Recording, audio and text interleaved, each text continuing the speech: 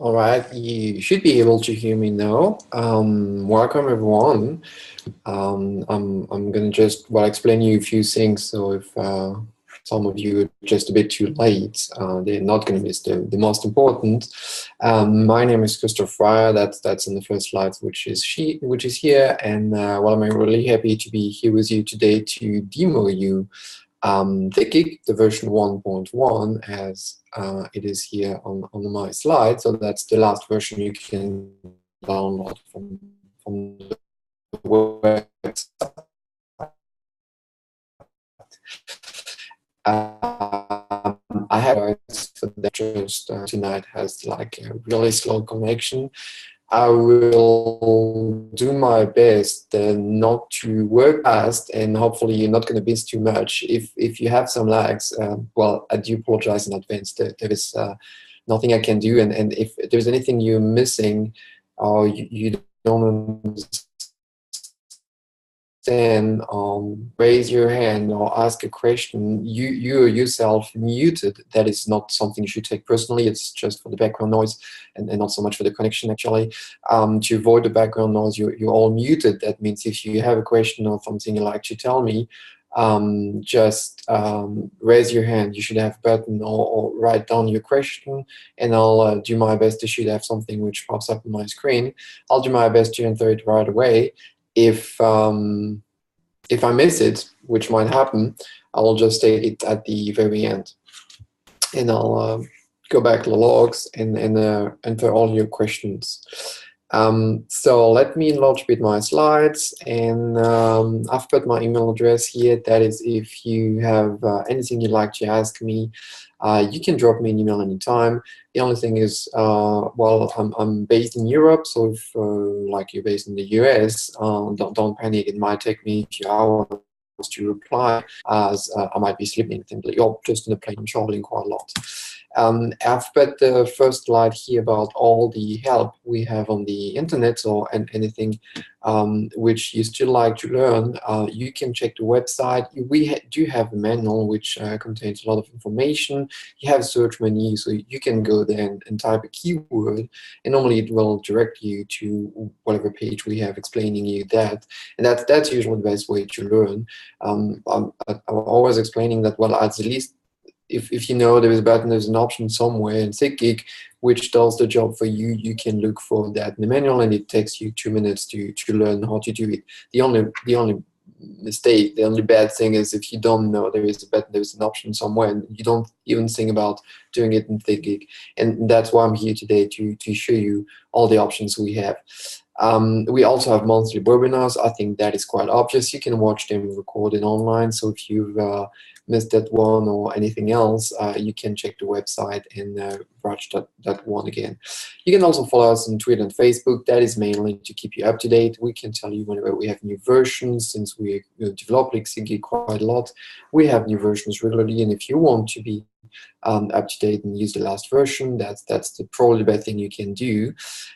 We also have a technical support. I've put the email address here and the phone number if you'd like to give them a call. They are extremely knowledgeable, happy to help. They're in the US, so I do assume if you're there, well, it's quite easy to give them a call. If not, maybe prefer to write them an email, as well, same. They might be sleeping whenever you are trying to reach out to them. Okay, I have a few slides, but actually I'm mainly going to use SeqGeq today.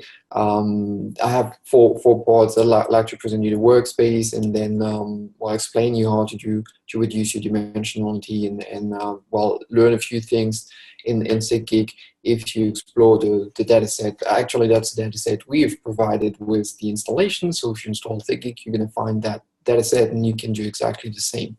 By the way, if you like me to share my slides, and I'm super happy to do so.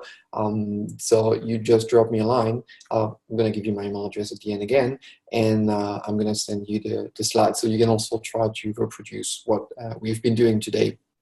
So that's the workspace. It is, if you're familiar with FlowJo, you're going to see it is extremely similar, and you have, well, roughly the same options, so the same positions. You have the first here part, which contains all the buttons, and each one of them is, well, an action you can use to analyze your data. If you stay somewhere, you've seen FlowJo displays you, SeqGeq displays you help menu here with the shortcuts. So if you like to save some more time, you can also use the shortcuts. We have all the open save buttons there. We have the most useful actions here at the top, like how to add a sample, which is probably the first thing you like to do. They're here again, and everything is organized here within those tabs, and we have bands. You can open them if you don't have enough space. They're like just concatenate them together, and just click on the icon and you're going to see all the options. You can see that, well, all of them right now are actually gray, and that means that you cannot use them. You have normally, it's usually because you have to select something before. In that case, of course, if we don't have any sample, we cannot perform any Boolean operation. And once you select something and it is allowed to use that tool on your sample, it's going to be colored, and you see you can have access to the tool. You can reorganize all those things. You can grab those bands and move them around if you like to reorganize your workspace, which is going to be saved, and well, next time you open SeqGeq, it's going to look exactly the same, obviously. And all the bands we have are listed here. So if there is something you'd like to add to your workspace or change the tab, you can grab it from here and put it in your workspace, whatever tab you prefer. Anything else you'd like to change? I mean, we've selected the options which we think, well, are the best, at least for us. If it does not work well for you, we have the preferences here. Just click on the small heart and you'll access them. You can go there. I think usually it's easy enough to find, so I'm not going to spend too much time to explain all of them. Probably it will also be extremely boring. But just keep in mind, if there is anything which does not work so well for you, anything you're changing again and again, or you like to change once for all, just check the options and go there and change the default value, the default keyword, and adapt that to your needs. Make it work for you. Okay, I'm going to cancel right now here. That is, well, the first thing I'd like to present you, and then we're going to have to get some data. There is usually more than one way to do things in SeqGeq. If you need to add data, you have the choice here. Pick up whatever works the best for you. I prefer to drag and drop my CSV file if I have one, if I have it in my computer, but you can also click on the icon. If it's on a remote server, might be, well, useful.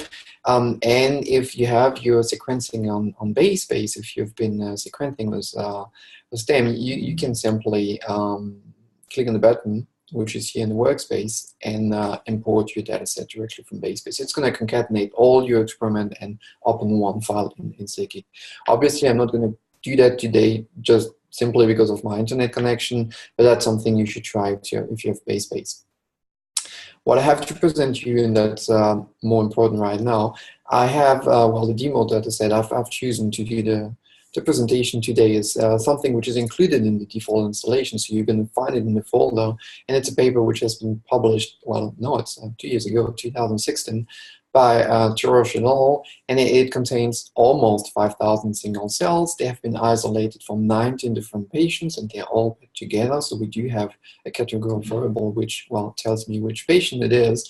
Those were melanomas. Well, so you have tumor cells and also immune cells which were infiltrating those tumors. That what makes it really interesting to me. They have been describing, well, a couple of things in the paper. The two main messages where you have malignant cells into distinct transcriptional states, and some of the tumor infiltrating T cells revealed exhaustion programs. So that's something extremely interesting. It is not concerning the B cells, only the T cells, and that's something we can both actually do quite quickly in SeqGeq. So you might want to have a look at the paper, but we're going to directly have a look at the data. If you have installed SeqGeq, you should have that SeqGeq demo data set. You're going to find those data files there. We have included 5 of them, and the second one here is the Tirosh et al. Just drag and drop your CSV file, and it's going to appear here in the SeqGeq. In the middle here, you see you can organize your files if you do have several files within groups, which is not something we're going to do today. We only have one file. That's an option if you start to have several files. At the bottom here, you're going to see your file, the one we're going to use today. And if you select different groups, you're going to see only the files which are included in whatever group you've selected. Here I've selected all samples, so they're all displayed here, the only file I have today. In the middle here, we have a new domain, which is going to include later on today. For now, we have nothing here to add.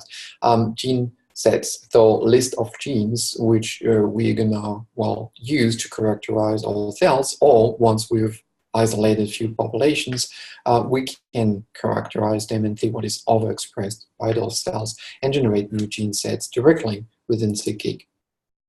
Okay, if you double click on your file, again, it's going to look familiar if you've been using Flowchart before. You have that graphical window which displays you here two dimensions. We have here the tumor, which is basically which patient, and malignant, yes or no. So we have malignant cells and immune cells here displayed.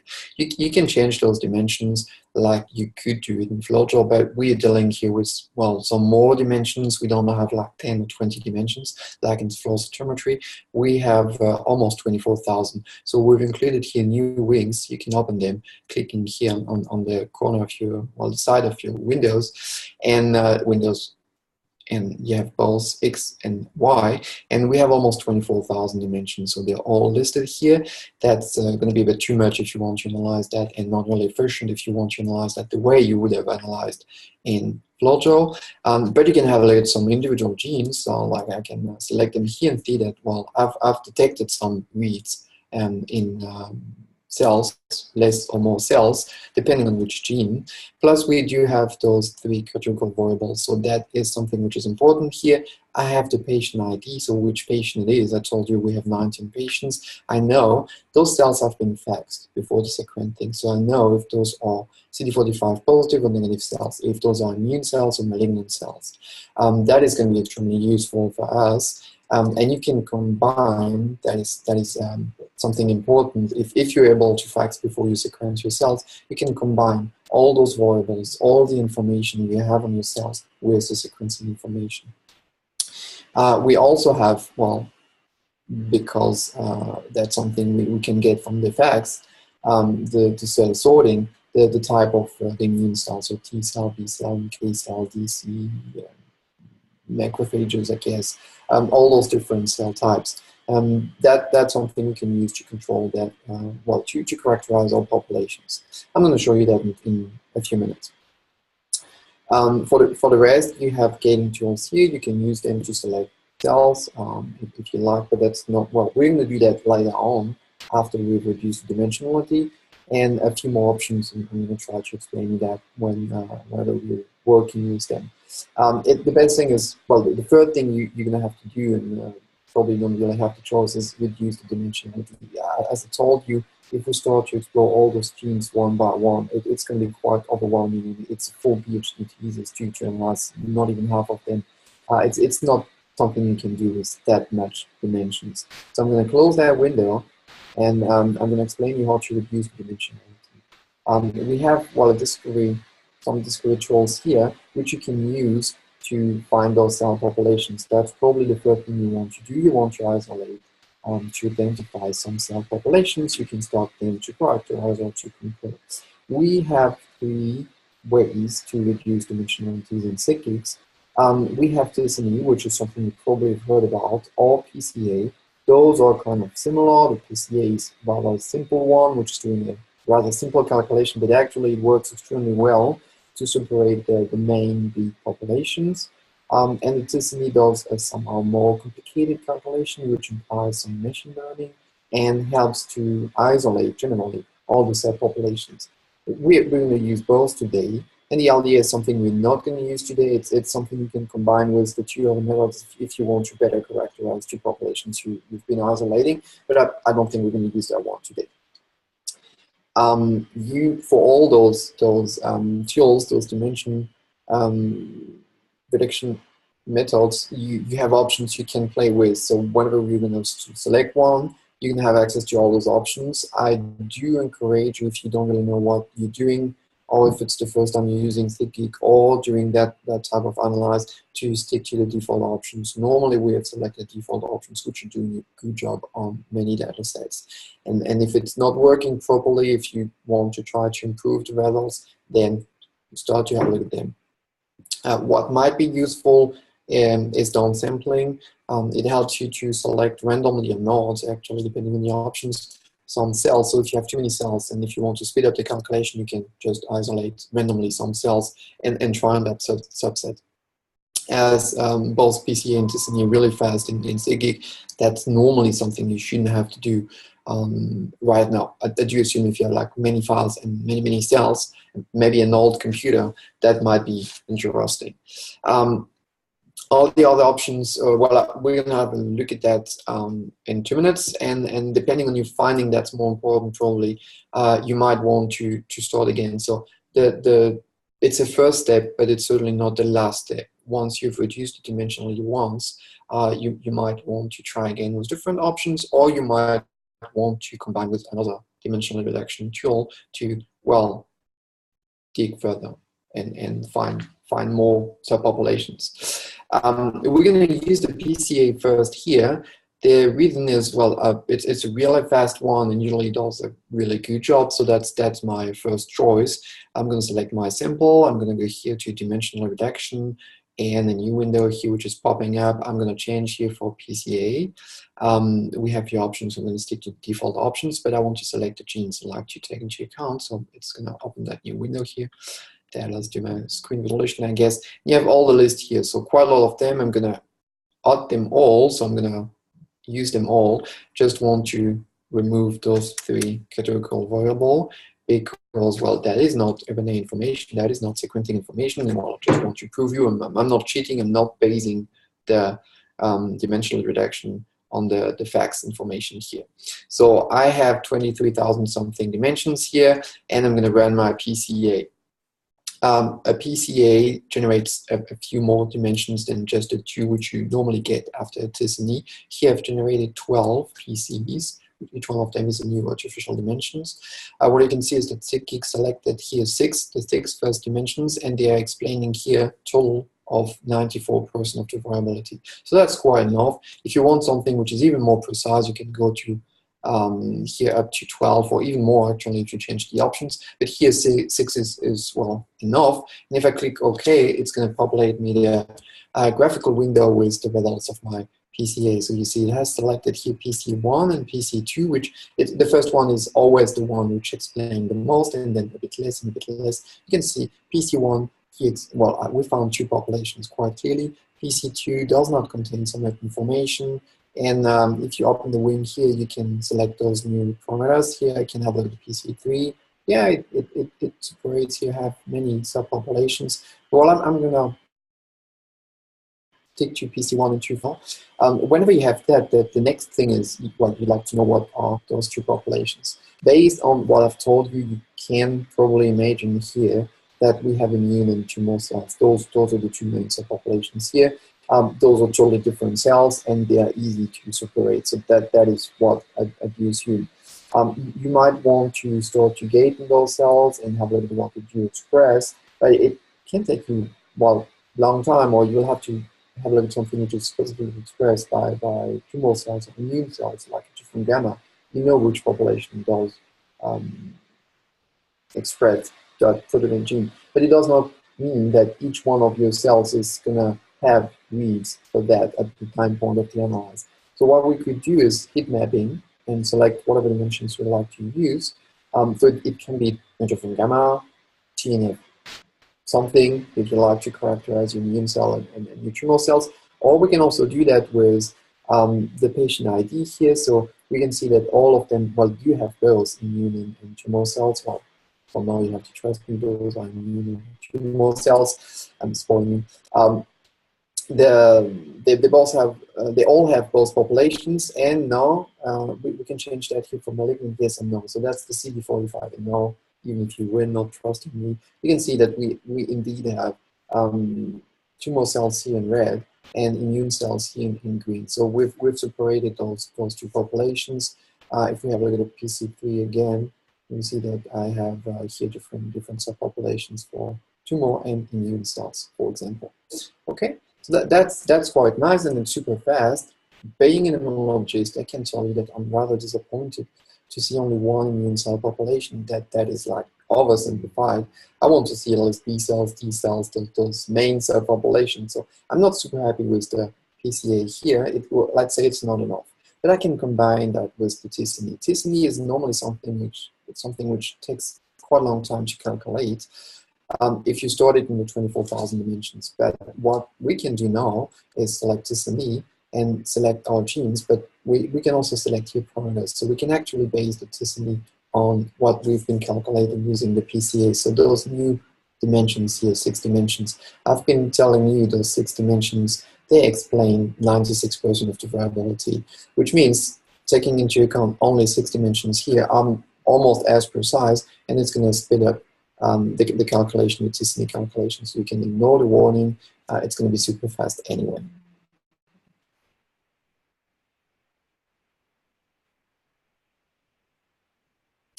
After you've finished the T-SNE here, well, it looks more interesting. Now, I do have several subpopulations, immune and tumor cells here in red. That is, well, we're going to come back to that in a minute.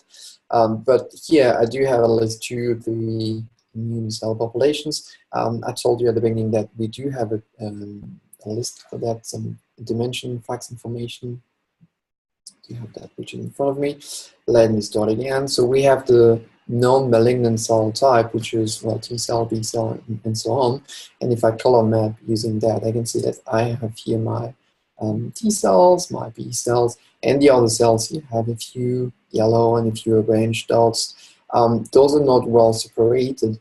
2 reasons. I don't have really enough cells, so they are harder to separate.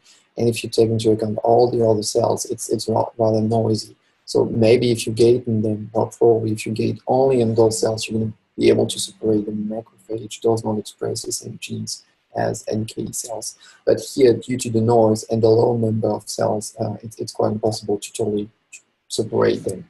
But we nicely have T cells and B cells. What is interesting here is that we do have 2 tumor cell populations. That is interesting. I do suspect that, well, I would have expected 1 containing all the tumor cells, or maybe 19.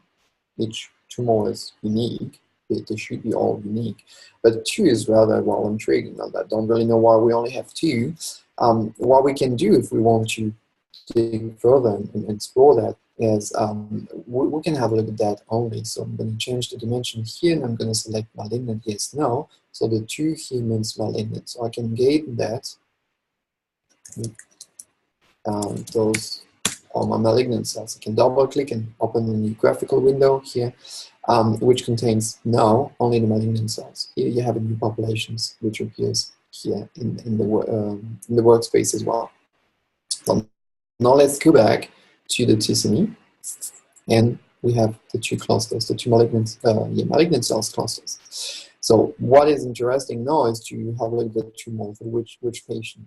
And what is quite clear is in that case, we have 1 patient which is here, which is totally unique. He is driving the vulnerability, and 18 other patients which are here. Now, trust me, we don't have time for that today, but trust me, if you select those cells and you do another T-SNE, you're going to be able to pull them apart. All those tumors are unique. But that patient, that tumor is totally driving the vulnerability. So that one does express genes which are not expressed by all the other tumors. That one has a unique profile, a unique signature. That's probably something we'd like to characterize now. So we can take a gating tool here. In that case, I'm going to take the auto gating tool to select my population. I can call it here unique patient, and I'm going to use, well, you could do the same for the other cluster here, or I'm going to use here something which I personally love to use, here the Boolean tool, so I can make a NOT gate, which allows me to select unique at minus here. So other patient, you can do right click and rename that population. You can call that all the patient and not minus something. So I have all my cells here and all the other patients here. What I can do here, we have a gene, a cell view, sorry. So each dot here is a cell, but we also have a gene view, so you can flip out here the view, the window, and we're going to have a look at the gene, what is expressed, and not the cells. If I do that, it's going to compare, allow me to compare two populations. So on the y-axis, you have unique patient, the unique pet, and here I can select other patient. And what I can see here is all those dots, or, well, each one of them is a gene which is clearly overexpressed by that patient. That is what makes him unique. Those are genes which are overexpressed only by that patient. On the other side here, you will have genes which are actually rather downregulated by that unique patient. So we can grab a tool here and draw a gate to select those genes. So we can change the name, or we don't have to. But it's going to generate me a first list here, which contains, well, 100 gene, exactly 100. So that is totally supervised. That is probably not the way you want to work. I'm going to explain you that at the end. We also do have plugins, and you can use them to select only what is statistically significant. So you define your threshold, and it's going to be selected statistically and not here manually. I've been doing that here for the sake of time and to show you it is possible, but most certainly at some point you're going to want to use one of those plugins. So what I can do is that list, I can simply double click on it and it opens here in your window, and it contains here the 100 genes which are unique, specifically overexpressed by that patient. That is what makes him unique. Okay. So we can do the same actually if we use the immune cells. You might want to characterize immune cells, and something which is extremely important, you can export those lists. So we have import, export, and we'll inject that into gene ontology, or re-import them in another workspace if you want to compare that population or that patient with other patients you've been sequencing any other day, or what is overexpressed by B cell before treatment and after treatment. And you also have gene set comparison here. That means you have those Boolean tools for gene sets. If you have more than one, obviously it's not going to work with only one, but once you have more than one gene set, you can also perform Boolean operations, so you can see what is the intersection between two lists and get a new list which contain only genes which are present in both lists. For example, you can import those lists. That is important as well. We can use that. You can simply drag and drop them, and we have included some of them in the installation. So if you go back to your data folder here, you have also gene sets. We can take some gene sets here which are actually from that paper.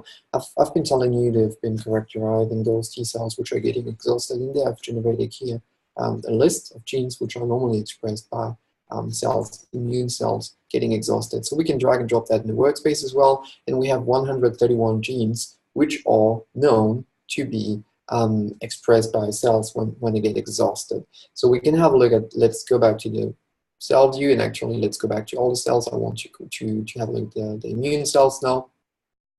Let me take my test parameters again. Okay, those are all the cells and the immune cell population. So T cells are here, B cells are here, blue cells here are the tumor cells.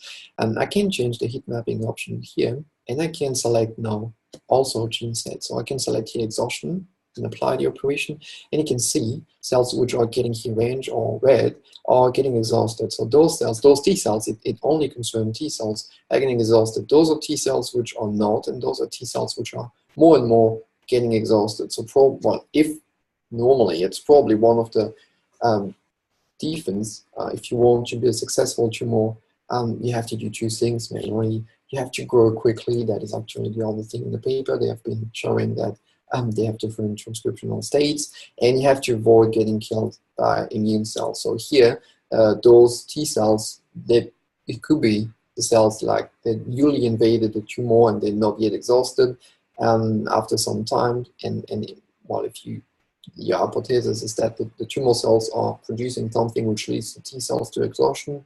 Those could be the T cells.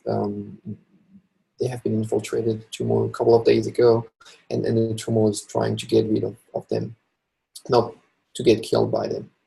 Okay, so that's something you can do extremely easily, and then redo the paper quickly, and you can use your gene set, which you've been generating in another workspace, to characterize new cells here, or to compare cells. You can also use that. I have closed my window, but I have gene sets which they are also included here, and they have been hid there from another paper, Panel et al., and they have characterized some common immune cell population, B cell, T cells. We have B cells and T cells here, and if you reopen all your cells, we can also use them here as new dimensions, so we can combine basically all those dimensions together, and we can say here we're going to use B cells, and here we're going to use T cells, so genes which are known to be expressed by T cells and B cells. And you see that I'm able here to separate populations. You see that must be my T cells, that must be here, B cells, T cells. You see that some of them are getting exhausted. And we can also compare that with the facts information. So let me change the type here again. Indeed, the gene set from the other paper helps me here to characterize my T cells and by B cells. So you can characterize your population, have a look at what they do express, or knowing what the population you're looking for express, you can also find it, pull them apart of the other cells using those genes as a new artificial dimension.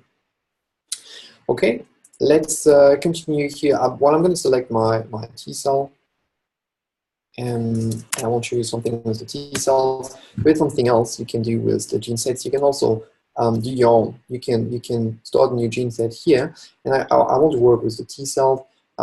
If they are here infiltrating the tumor, it's because they've been attracted by something, which is a chemokine normally secreted by a tumor. The goal for the tumor is to survive, so it's not really to attract T cells, but they might want to attract Tregs, which are T cells, and that is a good thing for the tumor if it is able to attract more Tregs than T cells, or at least an increased percentage of Tregs, as those cells are going to lead to the creation of an immunosuppressive milieu. So that's something which has been commonly observed. Tumors are creating chemokines, trying to recruit more Tregs to create an immunosuppressive milieu, which helps them to survive. And it has been linked to poor survival of the patients. So what we can do is we can do a new list here for CCRs, which is, well, it's a main family expressed on the T cells. And if those T cells, Tregs express those chemokine receptors, and if those chemokines are expressed by the tumor, they're going to get attracted. So we can find those CCR, and I can simply select them here, 10 CCRs which have been detected, and add them here to a new list. So I get a new list here which I've been creating myself, and that list contains here 10 CCRs. Possibly expressed by my cells. What I can do, and well, I'd like to have a look at my Tregs to see if they might have been attracted here by those chemokine receptors. So I'm going to select my T cells here, and what you could use, it's not included in the default installation, so I'm not going to do that. You could use I have one, a gene set for Tregs, or if you don't have it, what you can do is simply use FoxP3. FoxP3, which is normally uniquely expressed by Tregs. So that is, again, some kind of simplification. You should rather use a gene set, but well, for now, we can select simply cells here, which are T cells expressing FoxP3, and I will define them as Tregs. Okay.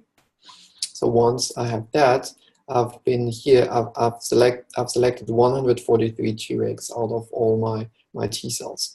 Now, if we want to have a look at the expression for here 10 receptors and all those cells, we're gonna have to do a heat map. That's not something we can easily do in the graphical window, so we're gonna open the layout here, and the layout helps you to display anything you like to export for publication. So I can grab my let's grab all my first plot here, which was NITHA, and I can grab it and simply drag and drop it into the layout. If you've been using FlowJo, you're not going to be completely lost here. And you can change many things on that plot. You can actually still change pretty much everything.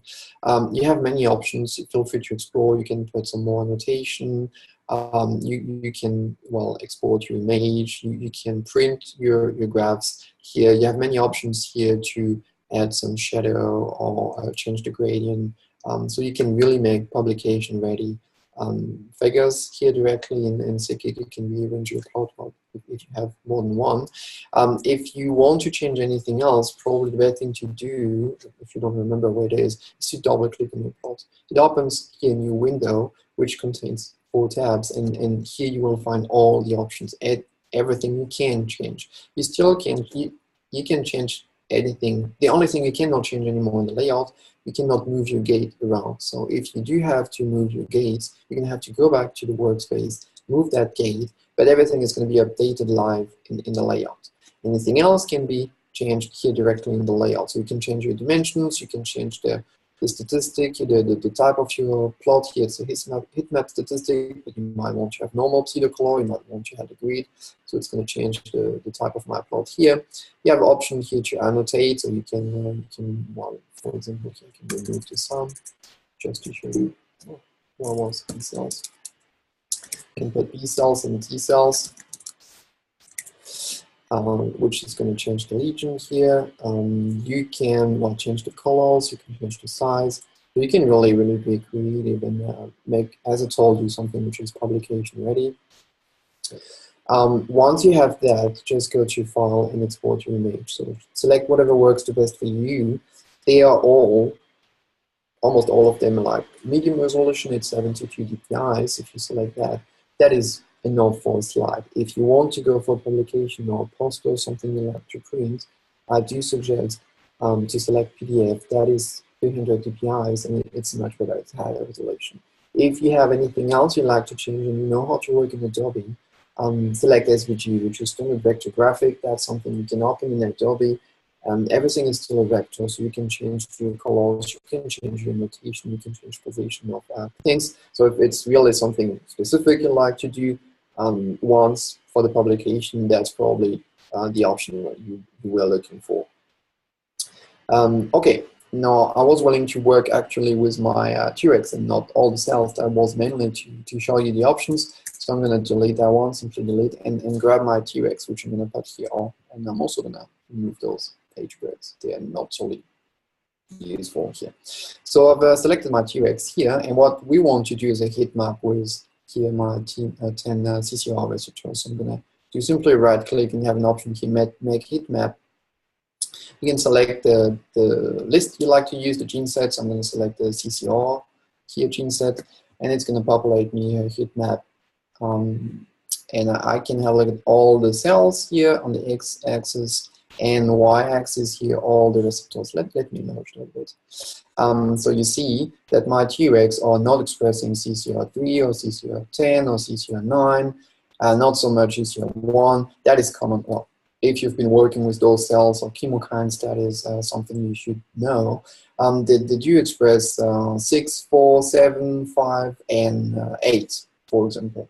Okay, 4 was the first one which has been described in 2004, if I'm not mistaken. And if the tumor secretes CCL22, it will bind to CCL4 and possibly recruit those Tregs. Okay. Now, if we want to know if those Tregs are specifically recruited, which I told you is important for the tumor, we want to compare that with the expression of normal T cells. We want to compare T cells, non-Tregs, and Tregs. That's something we have to select first here in the workspace. I'm going to use again the Boolean, and I'm going to make a NOT gate on the Tregs, which I've selected here. Well, non-Tregs T cells. I can also rename them if I like to, so I'm going to call them T cells simply. I've selected 2000 something. I can grab them and drop it directly on the bitmap to populate that population as well. That's not something I'm going to do directly. I don't want to compare 140 cells with 2000 cells. It would look like not totally even. So what I'm going to do is use quickly here downsample to select exactly some number of cells randomly. So I'm going to select randomly here 143 details. And I'm going to grab them and drop them. You see I'm going to create an overlay. It has a blue color around the plot, which tells me it's going to generate an overlay, so populate the heat map with the T cells as well. You might have some lag here, but yeah, it should work. I'm really sorry for the internet connection. So now you can compare Tregs and T cells, and you can find your best target, your candidate. So what you can see is that CCR7 is also expressed in T cell, same for CCR6, actually 5 as well. CCR4 is overexpressed in Tregs, but it's expressed by 2 T cells. CCR8 is a really good candidate. It's totally overexpressed by my Tregs. If you compare to the T cells, almost I only have 2 T cells expressing here CCR8, and pretty much all the, well, 70% of my Tregs are expressing it. So if the tumor is secreting CCL1, which is the unique ligand, it is likely to recruit those Tregs and lead to the creation of an immunosuppressive milieu, which is, again, bad for the patient, but good for the tumor. That's probably something, well, we could have a look at the CCL1 expression in the tumor. That would be something actually interesting. You can start to do that, but, well, I guess you got it. That's the same again and again. You dig further and further. Let me have a look at my slides. I haven't been using them too much, but again, if you like to have them, just drop me an email and you can use them to do the same. You have to set if you install it. No, SeqGeq. Okay, that's what we've been doing. We've been gating the population, we've been combining population Boolean, and we have been having a look at the pivot window here to isolate some genes. It is important then you can export those gene sets and work further with them, or you can generate your own gene sets. And you can perform that's something I've not been doing, but now we have more than one set, so we can start to combine them using Boolean shows. Okay, in the layout we've been working, I've been showing you all the different options here. You have many types you can use, and you can populate your heat map with different populations. So that would be the other heat map with the 2 transcriptional states if you have a little tumor cells rather than having little T cells like we've been doing. Then you can export your graph and change the options to do something which is publication ready. Something which you might also want to use, I've been telling you that you can select your genes. You don't really have to draw your gate, and that's probably something you want to avoid. You can also go here to the workspace and use some plugins. If you've been using FlowJo, you must be used to those plugins. They allow you to plug some new algorithm and use them directly here within SeqGeq without having to learn how to program. So basically, you go on the FlowJo Exchange, which is a website we have. You download the plugin, you install it. That means you put the Java file in your SeqGeq installation. You install the OR package. That is something you have to do once. It's generally like 2 command lines you have to type in the terminal. Just follow the instruction on the website. It's not a big deal, and it's going to take you like 2 minutes. After what, you're going to see your new plugin here, and you're going to be able to use it without typing any command line. That's the great thing. It allows you to access new tools which you would not have been able to use without learning how to program in OR, and it allows bioinformaticians, if they have a fancy new tool, to distribute it on the website and want to give you access to it. It's kind of a win-win situation. You get those new tools, and they get more citations if you've been using them and you've been publishing something using them. So most of them, like to select your genes here or quality control, those are quick ones. Surrat is something rather complicated and which would take me too long for the demo today. We can start just the auto gating tool that helps you to automatically gate and categorical variable. We do have well, several, but the main categorical variable here is the patient ID, the sample ID. If you like to select individual patients, you probably don't want to open them here and select the tumor ID, the sample ID, and then gate them individually. 19 tumors, that would be extremely boring. So what you can do is you can use the plugin to auto gate on any category variable. So we can select here tumor, and it's gonna here calculate for all the patients. And we get tumor 53, 58, those are the sample ID, basically, which patient, all the 19 patients. So they are automatically gated on, and you can open only that patient, for example, and analyze only the cells from that patient. So those patients have been concatenated before. The CSV file do contain does contain all those patients already. You might have one file per patient. In that case, you can also concatenate them in SeqGeq and directly store the t-SNE on all of them together. You might want to do the opposite. You might want to export only few cells, like maybe you want to export your Tregs. What you can do is you right-click on your population. You want to export those 143 cells in a new CSV file that you can use somewhere else. Export concatenate population here, and it helps you here to export only those cells, only the one you have. You can select several populations. You might want to export Tregs and B cells, for example, and combine them within one new CSV file. You can include all genes or only gene sets. You can include or not the PCA and the t-SNEs you've been calculating, so you can totally tailor the new CSV file and export exactly what you need or whatever you like to share with colleagues to help them review your work, for example.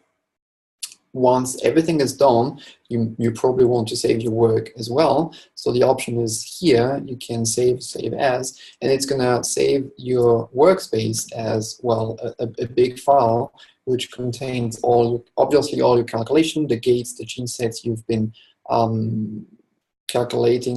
gating on, the plugins you've been storing, all the plots you have in the layout, the heat maps. It's going to put everything in one big file, which also does contain the cells. So you can share that with your colleagues and they can have a look at your work. You can share that with the bioinformatician. This is not solely going to replace bioinformatician. You're probably, if you're a biologist, you're probably going to need a bioinformatician to deal with the real big issues like normalizations. That is, even if we do have plugins, but you might want to discuss with your bioinformatician and let him do or her what he or she is the best at, while you doing what you're the best at. You doing the analyze, you doing the discovery, and then you bundle that into a big SeqGeq file, which you can share with the bioinformatician, and he can review your work. Of course, he is more knowledgeable than you about PCA and t-SNE, so he can have a look and he can tell you if it also statistically makes sense, but at least you know that biologically it does already, which is great. I mean, you know more about the biology, he knows more of the statistic, and it's going to avoid you having to send one email asking for the PCA, which you get after 3 days, and then back and forth for the t-SNE to change the colors. No, you do all the work and then you can share that with your colleagues. Okay, well, I think that is quite clear. The webinars, we do have them. You can find even that one recorded online. We do have documentation here. You have more videos in the Florida University store. There are rather short videos, which are like in 10 minutes, everything you need to know about one specific tool in SeqGeq. We have more tips and tricks online on the Daily Dongle or the website directly. I'm happy to stay if you do have questions right now. I'll put you here the email address you need if you need more information, or if you do have questions or suggestions. You can write to the technical support here, SeqGeq@flojo.com, or you can write to me, christoph@flojo.com. We are really happy to take comment and questions anytime. If you need the slides, again, just drop me an email, and I'm going to be happy to share them with you. And I'm going to stay online for a few more minutes, so if you do have any questions you'd like to ask me, feel free to raise your hand or use the chat box, and then I'm going to take them one by one. If you don't, well, that's totally fine. I thank you so much for your attention, and hopefully I've been able to excite you about SeqGeq, and at least you're going to give it a try. You can download the version from the internet, and you don't need a license to do what I've been doing. Those data sets, you can analyze them even without a license. If you do have data you've been generating, you like to analyze, you can request a free trial, which is, if I'm not mistaken, for 60 days right now. So you can test that on your own data sets, and well, ask more specific questions if you do have. Okay, thank you so much for your attention. If you leave right now, if you do have questions, please still, and I'm gonna have a look at the chat box and take them one by one. Thank you very much.